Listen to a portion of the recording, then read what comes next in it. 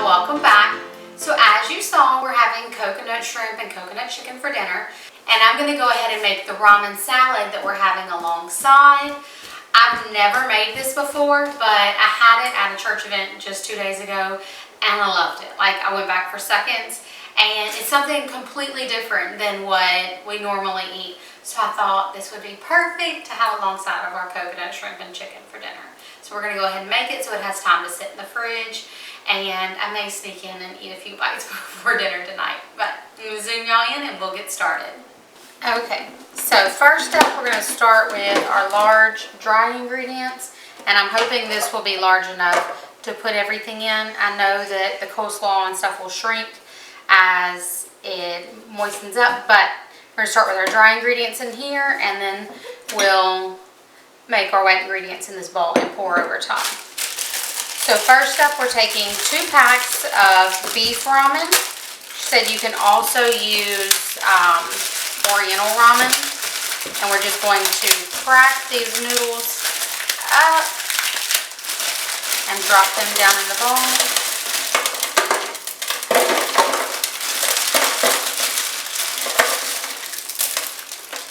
We're going to save these little seasoning packs so that we can put them in the dressing. And yes, I'm using 2 different brands of ramen because that's what my daughter has in the cabinet. There's this one brand that I bought a ton of them for her, and then she said she doesn't like that brand. So I have to use this up, but it looks like this is the last one of that package, and then one of the good kind that she likes. So to that, we're going to add 1 16-ounce package of broccoli slaw. And I was only able to find this broccoli slaw at one grocery store. So I'm guessing if you can't find it, then you could just use a double coleslaw. But I really wanted to stick to the recipe she gave me. Oh, this is going to be a tight fit. We're already going to switch it to another bowl. So we're going to pour it in this bowl. And then we're going to add in 14 ounces of just plain coleslaw. And this is a 32-ounce bag, so I'm going to do a little less than half. And I'm okay if I end up with a little bit extra. You definitely need a large bowl. Next up, we need 1/4 cup of sliced almonds. I went ahead and toasted mine, and I also am doing 1/3 cup just because I wanted to add a little bit more. And then we need 1/4 cup of sesame seeds, and I would also suggest toasting these. You see, I've toasted them and then put them back in the container. I didn't do this today. That's just what I toasted a whole couple of bottles of them and put them back in the containers so it's ready to go when I need it. And that is our dry ingredients. Now we're going to move this to the side and do our wet ingredients. So we need 1/2 cup of sugar, and yes, this is technically a dry ingredient, but I'm using this in the dressing, so I want to mix it in this bowl.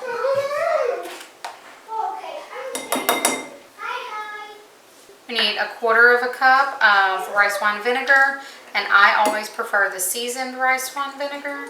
I figured that would happen, so we have another bottle right here handy.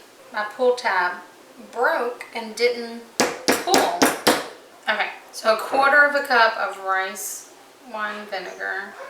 We need 3 tablespoons of soy sauce. I always prefer the low sodium soy sauce. That way I can add more if I need. I'm just running out of everything today. So while Ellinor runs out to get me some more soy sauce, we're going to move on. We need 1/2 cup of olive oil. And we're just going to mix this and get that sugar all dissolved in there. We'll add our 2 seasoning packs. So apparently when I thought we had more soy sauce out in the storage shed, we don't. So we just have 2 tablespoons of soy sauce today. We'll see how that works. We're going to pour this over top, and we're going to mix this all up.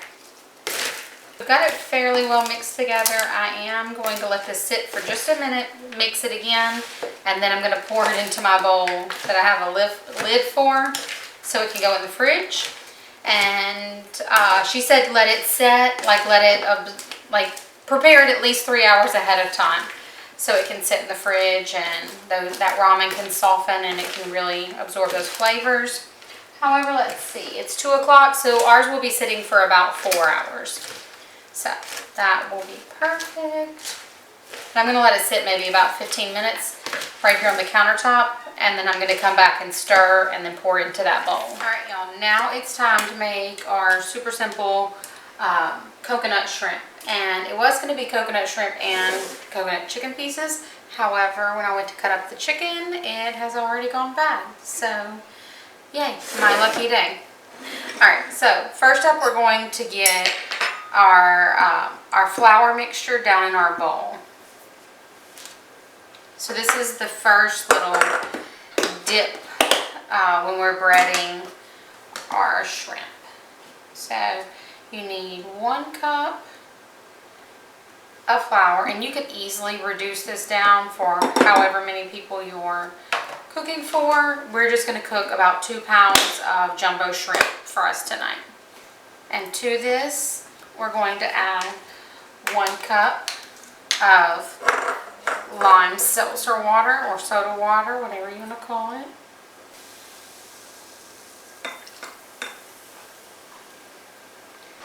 I'm going to add a little bit of pepper and a little bit of salt. You can add any other seasonings you like right here. And just stir it. And we're going to let this sit for a few minutes. You could also do this with a beer to get that beer batter if you want. However, I don't drink beer, so I don't really have beer on hand. And I don't feel like buying a whole pack of beer just to use one, especially when I don't even care if it has that flavor. So soda water will give you that same fizz and effect. And then for the dry part. Okay, for our dry mix, we need a little over a cup, and I'm just using the same cup we used to measure our flour, but like a mounding cup of panko. And we need about 2 cups of this sweetened coconut. And that was part of a 7-ounce bag. So 1 7-ounce bag will give you what you need. I'm going to add a little bit of salt and pepper to this as well. And you can actually, the reason I put it with this is so that I can shake my shrimp in here. And I don't have to put it in a bag or anything like that. But you can actually mix it like this as well. Alright, so I'm going to move that to the side for just a second. And we're going to make our dip that we're going to dip these in when they're all done. You need about 3 tablespoons of stone ground mustard. You need about ½ a cup of your favorite pepper jelly. I'm using some habanero mango pineapple pepper jelly that we made since it's got a little bite to it, but it's also got that sweetness that we need. But just the standard red pepper jelly or the green pepper jelly that's at the grocery store will work as well. And last but not least, we're going to add in an 8-ounce can of crushed pineapple that we've drained. And you want to make sure you drain it longer than I did, but drain it well. That way you get a nice dip, because your pepper jelly will give you that that liquid effect that you need. So you need this for that sweetness. You can even blend this if you want a smoother consistency. But that's it. We're going to let it sit to the side and those flavors kind of marry together. So I have my oil heating up on the stove while we get these started. We're just going to take our shrimp and dip them into our wet mixture. And you can even leave the tails on your shrimp for this part, but I just go ahead and take them off because I'm okay if the end doesn't get completely coated, but I don't want somebody complaining because the tail is still on their shrimp. We're just dipping them in our wet batter and dropping them in our coconut mixture, and then you're just going to take and kind of press it in so that panko and coconut sticks to it.